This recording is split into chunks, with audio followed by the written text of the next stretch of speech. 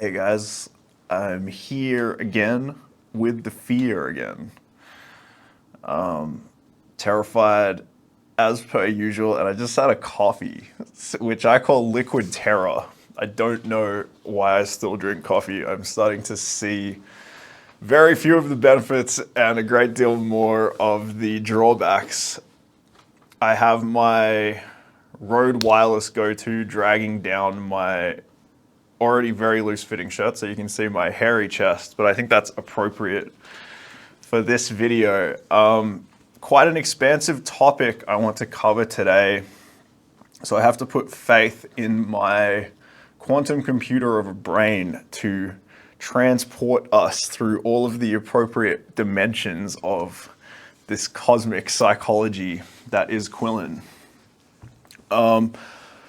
So it's been a day. I've talked with a very good friend and we had a long and fantastic conversation about emotional vulnerability. And I think naturally, because of the psychological phenomenon of salience, it's got me feeling a bit emotionally vulnerable.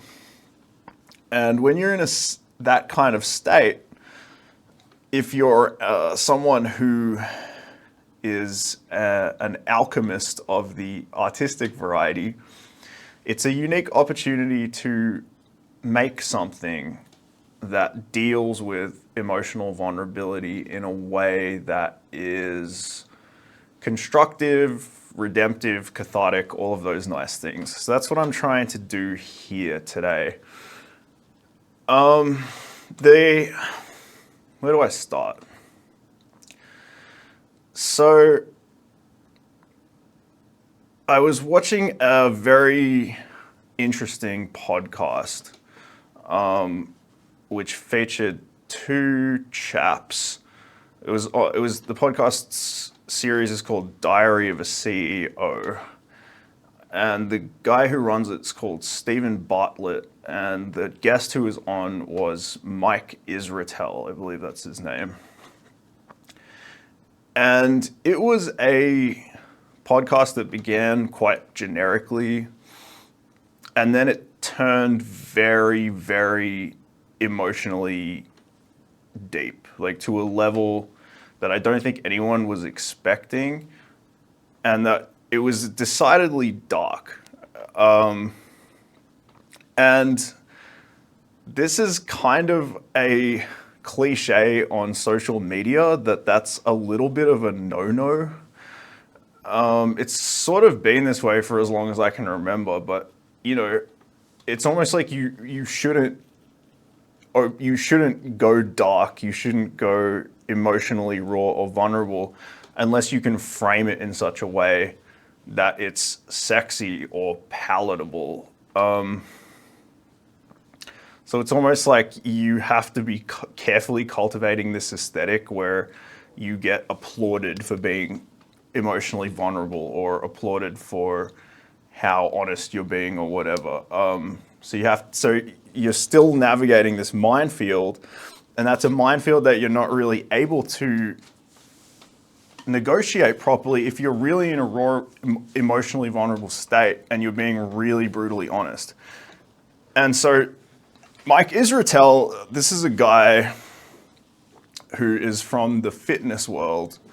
So the video was slated to be about how, basically how to get fit. That was kind of the selling point of the podcast. Like that was the reason that people would click on the video. But the elephant in the room that was actually addressed about midway through is that Mike Israetel is more than just fit. Mike Israetel is like a mountain of beef. This dude is unbelievably muscular. And so the question naturally becomes, well, did you build those muscles naturally, or did you use the dreaded steroids to get to some inhuman level of musculature, which of course he did. And to his credit, he readily admitted that. And he sort of, I think, somewhat unwittingly invited a very deep dive discussion because he effectively was like, yeah, you probably shouldn't take steroids because they'll kill you. Like every possible health danger there is exacerbated by the use of these things.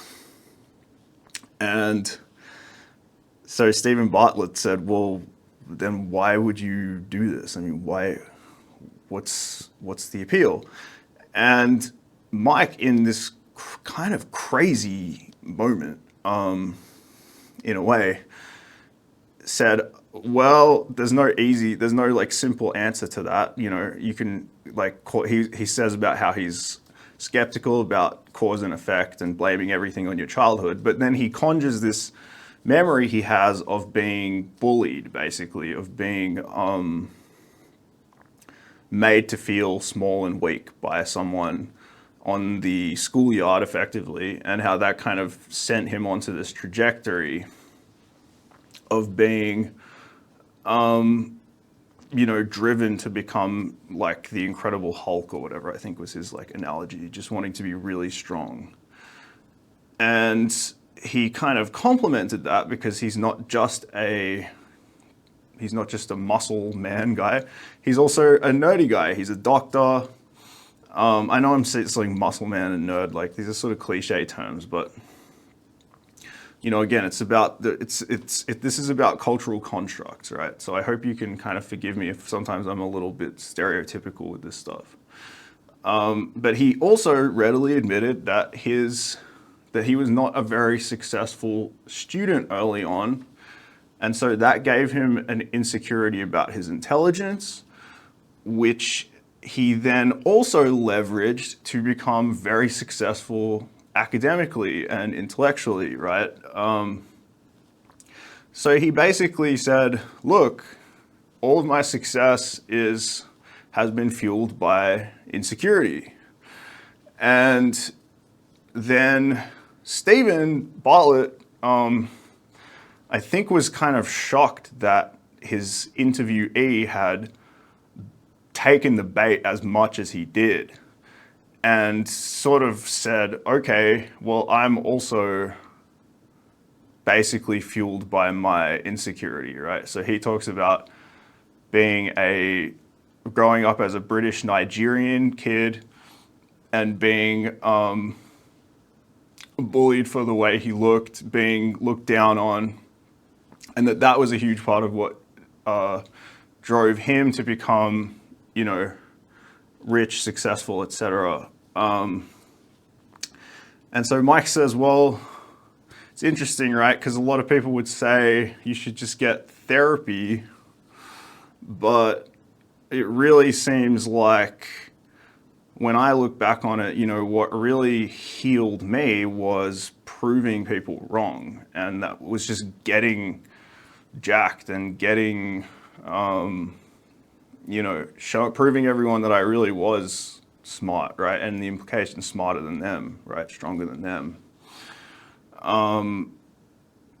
And that was the overall, that was kind of where they wrapped it up. It was like, you should get therapy.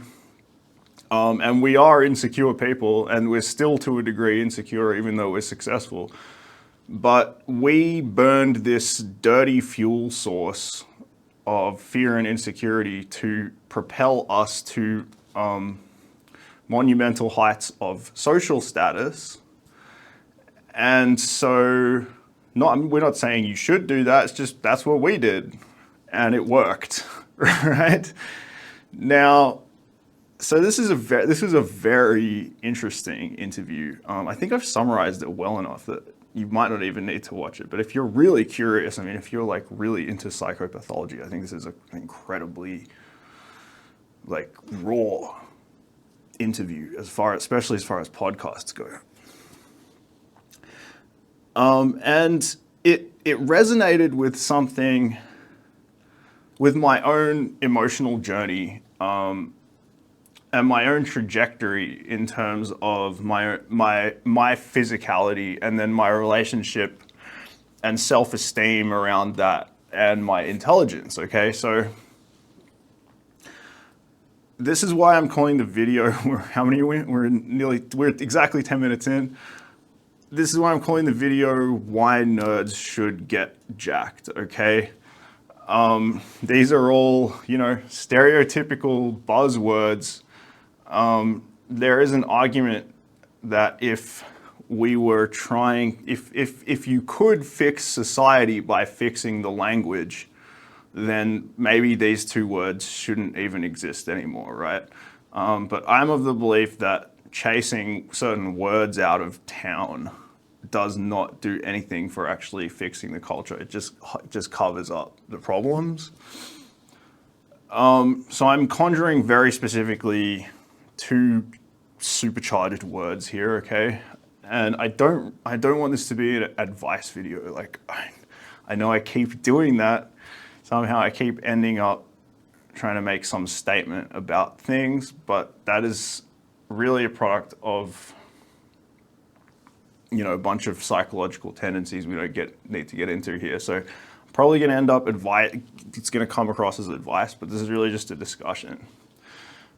So when I was young, I kind of got pegged as a nerd early on. I had like a lazy eye that I had from a young age that I still to a degree have. Like when I'm looking directly at the camera, I can like hold my focus, but you see when my eyes start wandering around, like one sort of like goes a little bit wonky.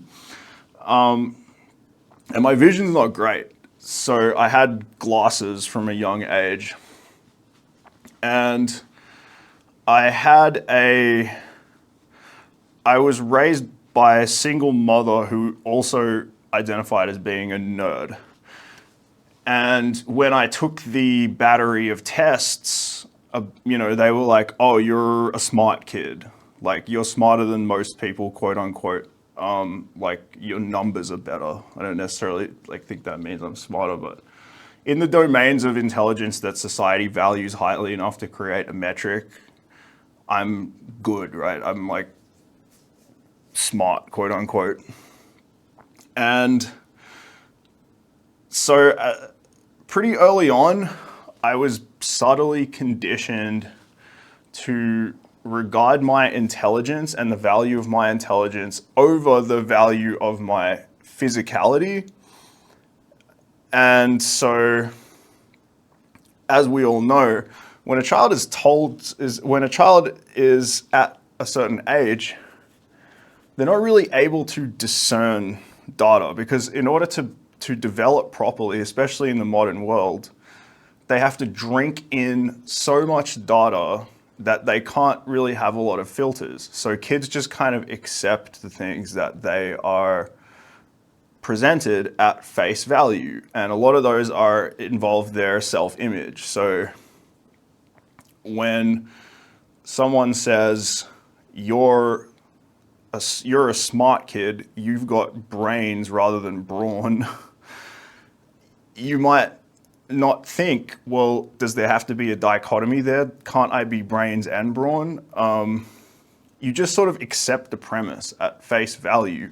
And then because you're so young, right? Like if you think about it, if a 5-year-old has accepted that they're smart or that they're big and strong, well, they're neither really smart or big and strong yet, are they? They're just a 5-year-old kid. But if you say, you're the big and strong one, they'll get bigger and stronger. And if you say, you're the smart one, they'll get smarter and smarter, okay? And there's something in the human intellect, especially in the culture historically, that has a tendency to put down physicality, okay? And this is something that I found was quintessentially articulated in an essay called Sun and Steel by Yukio Mishima. Now, this guy's a bit of a controversial figure, and I understand that the reason that is, by the way, is because he was basically a Japanese intellectual who sort of remained a nationalist after World War II. And then basically went into an army base and killed himself to sort of try to make some kind of point. And so and he was interested in the idea of power. And so I would say read the essay, read his Wikipedia page. It's okay if you want to just like, this is a tendency people have. So you might, like if you bring up a certain person and then you say, this person has important ideas, then what a lot of people hear is, I'm on this person's team now. And if you're not on that person's team, then you're against me. You know what I mean? So if you have that mentality, that's fine. I can't really help you. But I want you to realize I'm not saying I'm on Yukio Mishima's team when I say that his essay that he wrote, Sun and Steel, is a very interesting insight into the trajectory of someone who is raised from a very young age to believe that what they fundamentally are is an intellectual, and that an intellectual is, their intellect is, or an intellectual is in some sense antithetical to an athlete. Like, if you're going to be a super genius, which you have to kind of specialize if you want to be exceptional in this world, right? If you're going to be a super genius, then you're probably going to end up being this kind of scrawny, anemic dude or dudette who is stuck in their own head, constantly thinking about things, and they're like they've been commodified and conditioned from a young age to be primarily someone who thinks rather than embodies. Okay, and of course the opposite is also true. So there is an equal and opposite trauma of being told that you are a physical specimen, and that really what you should be focusing on is playing soccer or whatever, rather than, and you know, leave the intellectual pursuits for the smart kids. Okay, so this is a sword that cuts both ways. But the unique thing about Mishima's essay is that he was an intellectual who realized what a tragedy accepting this paradigm is for a human being, especially on the side of the intellectual, because that was what he had personally experienced. Because he began to realize that there was a part of him that had a yearning to be physically accomplished. He wanted to be physically powerful, physically embodying his greatest self. And what he realized is that it opens up your perception, in other words, your gestalt, right? What you're actually aware of in the world.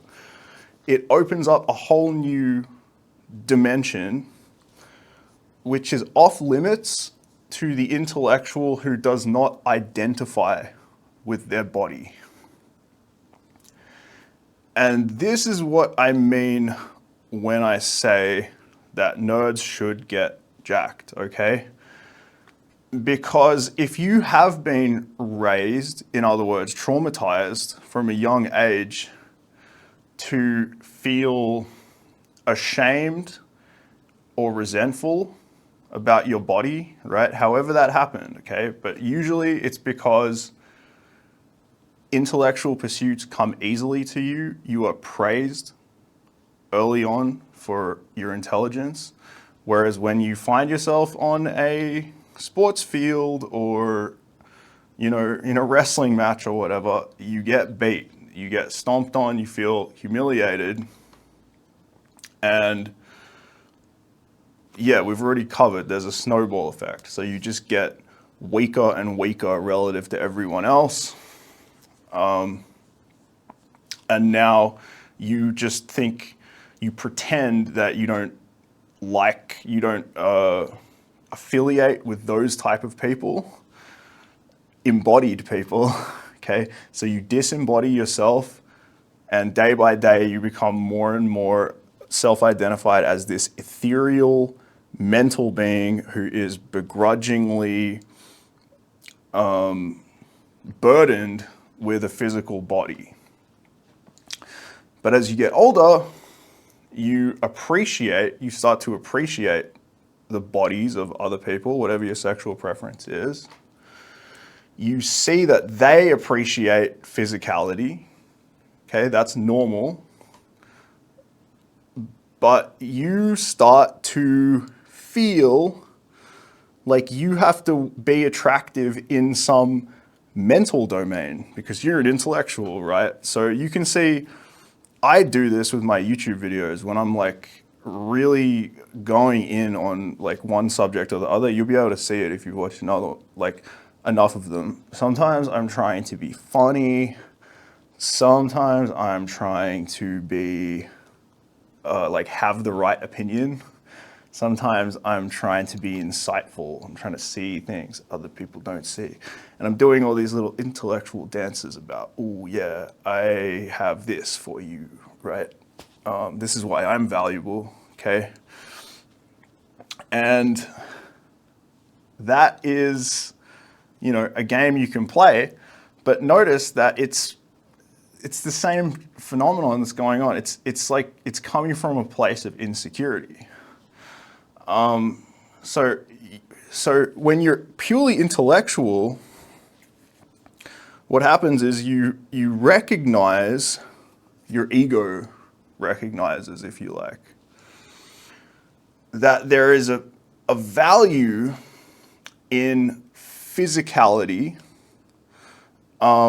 that in your present purely intellectual state is off limits to you, okay? So arrogantly, you might believe intellectually that's all there is in terms of experiencing the world and living a full life. But you understand that if you were muscular and whatever, like if you had the body of a Greek god, then you would have some other thing that these people over here have.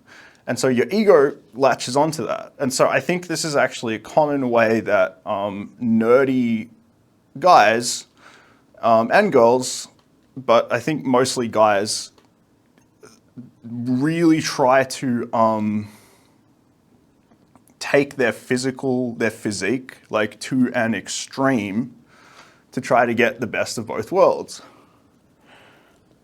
Now, we know there's pitfalls, right? We've just talked about this with Mike Israetel and his steroids. We also know that there's pitfalls in terms of things like body dysmorphia or this sort of like ego inflation, like this is more of a social construct that you're going to become narcissistic, and that you're it's going to make you into a bad person, basically, right? The pride, right? Pride cometh before the fall. Just on the pride thing for a moment, I think that's an interesting one because the reality is, if you're just a time bomb waiting to happen in terms of going crazy with power, sometimes I think you have to be on a crash course to these like low level things. Like getting jacked is kind of low level, right? You can be like, haha, look at me, I'm so good looking now. And people will probably be like, dude, you're kind of coming across as a dickhead. And that is, hopefully, if they're a good friend who really has your interest at heart, they will very delicately make that clear to you. And if you're as zoned in, like enlightened human being, you'll go, oh yeah, that is happening, right? But if it's like something, what that means is that in the future, hopefully, you will be genuinely worthy of a higher station in life if that is really what you want, because you don't want a situation, which I think does happen to a lot of nerdy guys, like if they have some very successful startup, for example, they do kind of make it big with their intelligence. then suddenly they're given heaps of power. And then now if they're going to go crazy with power, they're going to go real fucking crazy with power. You know what I mean? They are not going to be good people about it. And they're probably not going to have a lot of friends around anymore. And the people who work for them, if they have the cojones to tell them they're being a dickhead, they may just well make heads roll. You know what I mean? So that's what I would say in defense of the pride thing, okay? Getting jacked can turn you into a dickhead. Sometimes you have to be like turned into a dickhead on some level to complete your hero's journey, okay? And it is a journey, because that's where I'm really going with this. As like a kind of a spoiler alert, just like this video, I don't exactly know where it's going to go. You don't exactly know where it's going to go. We have an idea of where it's going to go, but it's the journey that counts, right? And so what I'm saying here is it's usually, if you are a nerdy guy, you're insecure, it's usually ego that is going to try to make you, it's going to like try to get you that physique. But what it's going to do, it's going to get you onto the other side, hopefully, where you realize, number one, what's a physique really? What it really is a healthy body. It's a product of a healthy body and a healthy lifestyle if it's not taken to the extreme. And it's a product of, ready for it, embodiment, okay? This is, I think, the beneficent lure, right? So your ego is trying to, get you this thing. But in the process or the journey of getting there, you actually realize that being physically healthy is what you should be doing as a human being, and it doesn't have a great deal to do with ego. It will inflate your ego, but then like we've talked about, if everything's appropriate, your ego will balance out again and reach an equilibrium. I know this doesn't happen for everyone, so this is why the nerds should get jacked thing is a little bit of a controversial opinion, because some people are going to go down that road and it's going to go awry for them in a way that can't be put right again. That does happen, okay? I don't want to deny that, but I do think that it's ultimately worthwhile for a lot of people who oftentimes what's actually holding them back from doing that is shame. Because I remember my friend in high school a long time ago, they wanted to get jacked, right? They voiced that they wanted to go down that road. And like I already said, I was a nerd. We were all nerds. And my first instinct was to mock this guy. And so as like a knee-jerk reaction, I did. That was the first thing that I reacted with, I think, in a way. First I was kind of confused, and then I wanted to mock him. And then after I did that, I felt so bad about it. And in some ways I think I was too young to articulate just why what I'd just done was so wrong. But it was, and it probably hurt him emotionally in like a lasting way, right? And where does that come from? Well, I think on one level it was like a crabs in a bucket thing. It was like, no, stay here with us. Like, stay here with us as like a frail, nerdy guy. And we'll all just, validate each other. But also, there's this strong instinct when guys try to get in shape, or if they are like really in shape, especially if they're kind of almost too in shape, like a bodybuilder, there's this instinct to be like, this person is compensating for something, right? That's the line. This person is compensating for something. What are they compensating for? Oh, I think we all know, right? This is the intellectual counter argument to bullying. Like, it took me a while to realize this and see this, but it's such a kind of cynical intellectual thing to do. Not to say it's wrong or incorrect. What I mean by that is like, because the physical version of bullying we know is obvious, right? You're a kid, you're bigger and stronger than the other kid, or you're just more willing to like assert yourself physically or emotionally, and you just put them down because you can, right? Now, in like a physics sense, there's nothing wrong with that. The bigger kid can put the smaller kid down, you know? But it doesn't make it right. It's just a vulgar display of power, right? That's really what the intellectual does when they say that someone who is asserting their physicality is compensating for something. Like, they're probably right, okay? So their intelligence, not necessarily, but their intelligence is making something transparent to them that they're seeing an opportunity to use against that person, and they are using it, okay? But like, as it comes back in to the conversation I was referring to earlier with Mike Israetel and Stephen Bartlett, isn't that kind of what most successful people are always doing, right? I remember there was a stand-up comedian, I think his name was Luke Heggie, and he had this line. I remember I saw him in a bar one time, and he said, happy childhoods are yet to produce a champion. And, you know, there was something about that line, like,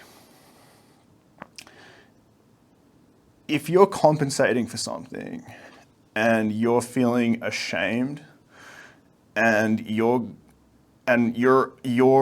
solution is to ignore wanting to get jacked because that would show people that you're compensating for something, that just means you're not compensating for it anymore. So you see, like, compensation, like in a financial sense, right? Being fairly compensated for something means that you get what is due from a lack thereof elsewhere. And this is also the case for, like, you know, in physics or engineering, if something is weighted too heavily on one side and it needs to balance, you have to add something on the other side to compensate, okay? Compensate is not a dirty word in necessarily in finance, physics, engineering, and, you know, the kind of materialistic realm. It's only in the psychological realm where now it's some sort of a indication of someone's inadequacy, right? If someone has spent their whole life being made to feel physically weak, frail, insignificant, inferior as a child, they have every right to compensate for that by trying to get buff, right? You know, and again, like, intellectuals or, you know, people who have decided they want to be physically disembodied and just favor intelligence for their whole life, they may snicker at that, and that is their right to. But the reality is, it is actually empowering. And again, that empowerment can inflate your ego to a grotesque degree, but that is something that is necessary in the long term for your spiritual development, even though sometimes it can go catastrophically awry. So I think, you know, for me, like, going again, the emotional vulnerability thing, I've kind of already given you the picture, but that like exploring my physicality is something that only came along really in my mid-20s because of friends. Because I realized that my relationship with my body was not cutting it, right? I was putting up with the body I was in.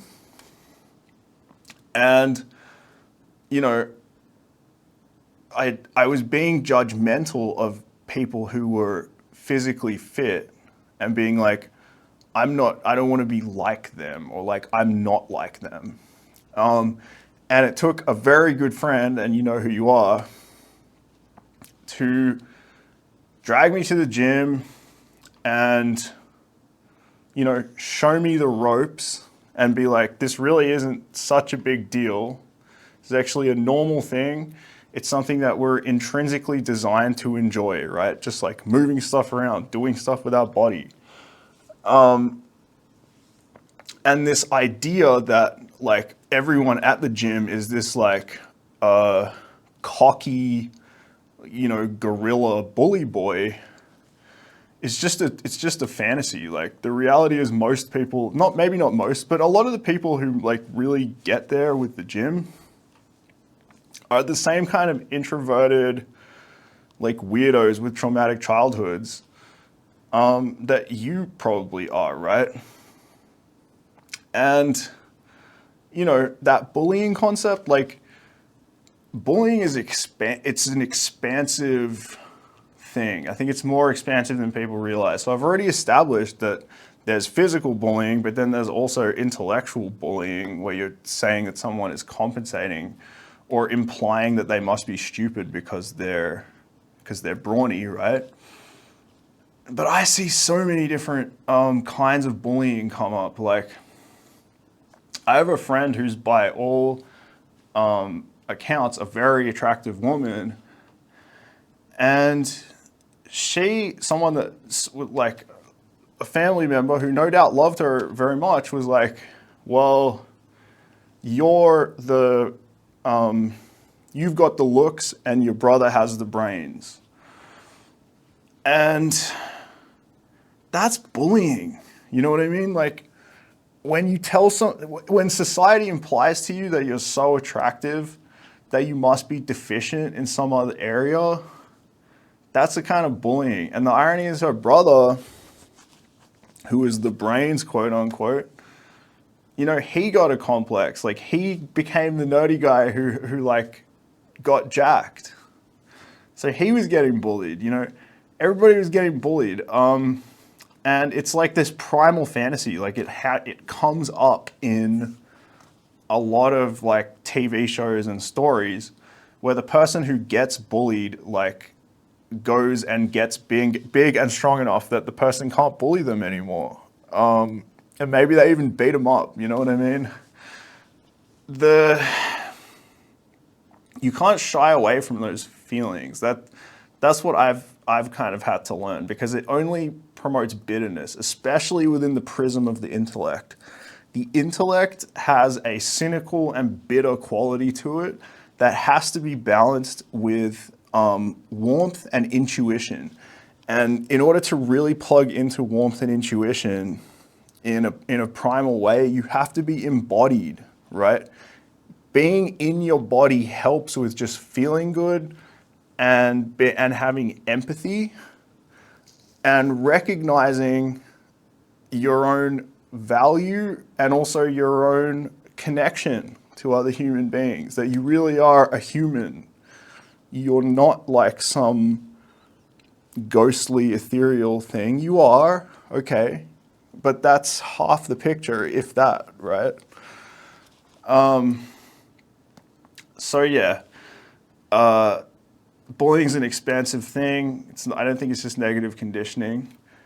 And if you're a nerdy guy or girl who wants to, and like they have some fantasy about getting in really good shape that they're ashamed of, I'd say, yeah, okay, like the shame follows you everywhere, and therapy probably will help, but will therapy be enough? I don't know. Same as their conversation, right? My intuition though is no. You know, I don't think you should apologize for how you feel or what you want. And if how you feel and what you want is to be something more than you are, that's a very human thing, and it doesn't mean that you should just be ashamed of your own insecurity. Okay, so it's a very long video, and I think I said everything I wanted to say. I think we've moved around the quantum warp, the world of Quillen. I know this is like a heavy one, but I really did want to just like open up the draw back the velvet curtains and show you guys some of the demons that are running the show here, because I am very human. I spent a long time wishing I wasn't or denying that I was, but I am actually very much a human being. Yeah, there are other directions I could go, but for God's sake, it's 41 minutes long. If we make it another 55 seconds, then that'll be 42, the meaning of life. So I think that's a good sign. All right, I really do wish you guys the best with this. I hope this has helped someone, and I think it's helped me, because I don't want to give into this perfectionistic pressure to, like, sometimes I just feel like I have the video, but I'm not ready yet, which goes back to my stage fright and the subconscious mind. You can watch that, I guess, here. But sometimes you just have to just start doing it, right? Embody. It's like performance art. You just gotta really get in the present, get in the moment, and your body will help you to do that. By the time you're like on your way to being jacked, you will realize that just being fit and healthy is not only a more attainable goal, but it's also much more rewarding. And then if you really get hooked on that, then okay, you can go all the way to getting jacked. Probably don't go on the gear though. To be honest, I think that is a bridge too far. Hopefully we can agree on that. Okay, lots of love, and I'll talk to you next time.